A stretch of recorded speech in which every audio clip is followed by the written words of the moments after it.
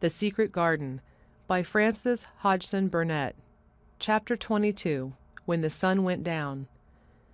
When his head was out of sight, Colin turned to Mary. "Go and meet him," he said, and Mary flew across the grass to the door under the ivy. Dickon was watching him with sharp eyes. There were scarlet spots on his cheeks, and he looked amazing, but he showed no signs of falling. "I can stand," he said, and his head was still held up, and he said it quite grandly. "I told thee thou could as soon as thou stopped being afraid," answered Dickon, "and thou stopped." "Yes, I've stopped," said Colin. Then suddenly he remembered something Mary had said. "Are you making magic?" he asked sharply. Dickon's curly mouth spread in a cheerful grin. "Thou's doing magic thyself," he said. "It's same magic as made these here work out of the earth." And he touched with his thick boot a clump of crocuses in the grass. Colin looked down at them. "Aye," he said slowly, "there couldna be bigger magic than that there. There couldna be." He drew himself up straighter than ever. "I'm going to walk to that tree," he said, pointing to one a few feet away from him. "I'm going to be standing when Weatherstaff comes here. I can rest against the tree if I like. When I want to sit down, I will sit down, but not before. Bring a rug from the chair." He walked to the tree, and though Dickon held his arm, he was wonderfully steady. When he stood against the tree trunk, it was not too plain that he supported himself against it, and he still held himself so straight that he looked tall. When Ben Weatherstaff came through the door in the wall, he saw him standing there, and he heard Mary muttering something under her breath. "What art saying?"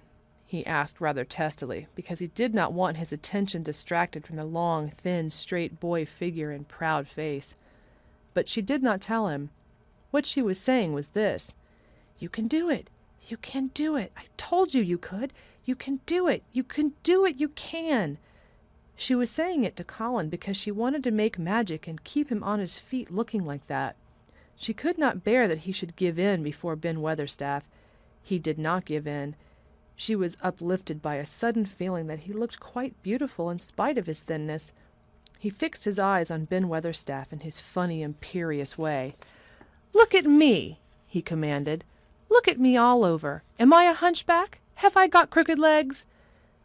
Ben Weatherstaff had not quite got over his emotion, but he had recovered a little, and answered almost in his usual way. "Not the," he said. "Not of the sort.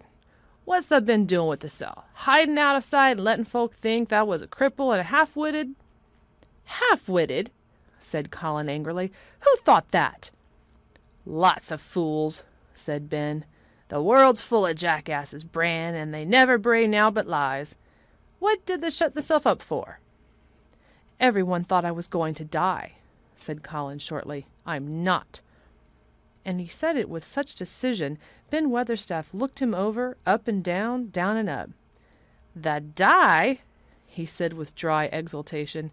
"None of the sort. Thou's got too much pluck in thee. When I see thee put the legs on the ground in such a hurry, I know that was all right. Sit thee down on the rug a bit, young mister, and give me thy orders." There was a queer mixture of crabbed tenderness and shrewd understanding in his manner. Mary had poured out speech as rapidly as she could as they had come down the long walk. The chief thing to be remembered, she had told him, was that Colin was getting well. Getting well. The garden was doing it. No one must let him remember about having humps and dying. The Rajah condescended to seat himself on a rug under the tree. "What work do you do in the gardens, Weatherstaff?" he inquired. "Anything I'm told to do," answered old Ben. "I'm kep' on by favour, because she liked me." "She?" said Colin. "The mother," answered Ben Weatherstaff. "My mother?" said Colin, and he looked about him quietly. "This was her garden, wasn't it?" "Aye, it was that." And Ben Weatherstaff looked about him too. "She were main fond of it." "It is my garden now. I am fond of it. I shall come here every day," announced Colin. "But it is to be a secret. My orders are that no one is to know that we come here. Dickon and my cousin have worked and made it come alive. I shall send for you sometimes to help, but you must come when no one can see you." Ben Weatherstaff's face twisted itself in a dry old smile. "I've come here before when no one saw me," he said. "The last time I was here," rubbing his chin and looking around, "was about 2 years ago." "But no one has been in it for 10 years," cried Colin. "There was no door." "I'm no one," said old Ben dryly, "and I didn't come through the door. I come over the wall. The rheumatics held me back the last 2 year." "That come and did a bit of pruning," cried Dickon. "I couldn't make out how it had been done." "She was so fond of it, she was," said Ben Weatherstaff slowly. "And she was such a pretty young thing. She says to me once, 'Ben,' says she, laughing, 'if ever I'm ill or if I go away, you must take care of my roses.' When she did go away, the orders was no one was ever to come nigh, but I come," with grumpy obstinacy. "Over the wall I come, until the rheumatics stopped me, and I did a bit of work once a year. She gave her order first." "It wouldn't have been as wick as it is if they hadn't done it," said Dickon. "I did wonder." "I'm glad you did it, Weatherstaff," said Colin. "You'll know how to keep the secret." "Aye, I know, sir," answered Ben, "and it'll be easier for a man with rheumatics to come in at the door." On the grass near the tree, Mary had dropped her trowel. Colin stretched out his hand and took it up. An odd expression came into his face, and he began to scratch at the earth. His thin hand was weak enough, but presently, as they watched him, Mary with quite breathless interest, he drove the end of the trowel into the soil and turned some over. "You can do it, you can do it," said Mary to herself. "I tell you, you can." Dickon's round eyes were full of eager curiousness, but he said not a word. Ben Weatherstaff looked on with interested face. Colin persevered. After he had turned a few trowelfuls of soil, he spoke exultantly to Dickon in his best Yorkshire. "Tha said as they'd have me walking about here same as other folk, and they said they'd have me digging. I thought thou was just laying to please me. This is only the first day and I've walked, and here I am digging." Ben Weatherstaff's mouth fell open again when he heard him, but he ended by chuckling. He said, "that sounds as if they'd got wits enough. Thou'rt a Yorkshire lad for sure, and thou'rt digging too. How'd thou like to plant a bit of something? I can get thee a rose in a pot." "Go and get it," said Colin, digging excitedly. "Quick, quick!" It was done quickly enough indeed. Ben Weatherstaff went his way, forgetting rheumatics.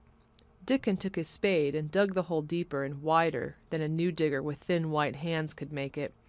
Mary slipped out to run and bring back a watering can. When Dickon had deepened the hole, Colin went on turning the soft earth over and over.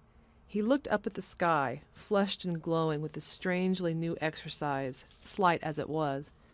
"I want to do it before the sun goes quite down," he said. Mary thought that perhaps the sun held back a few minutes just on purpose. Ben Weatherstaff brought the rose in its pot from the greenhouse. He hobbled over the grass as fast as he could. He had begun to be excited too. He knelt down by the hole and broke the pot from the mold. "Here, lad," he said, handing the plant to Colin. "Set it in the earth thyself, same as the king does when he goes to a new place." The thin white hand shook a little, and Colin's flush grew deeper as he set the rose in the mold and held it while old Ben made firm the earth. It was filled in and pressed down and made steady. Mary was leaning forward on her hands and knees. Soot had flown down and marched forward to see what was being done. Nut and Shell chattered about it from a cherry tree. "It's planted," said Colin at last, "and the sun is only slipping over the edge. Help me up, Dickon. I want to be standing when it goes. That's part of the magic."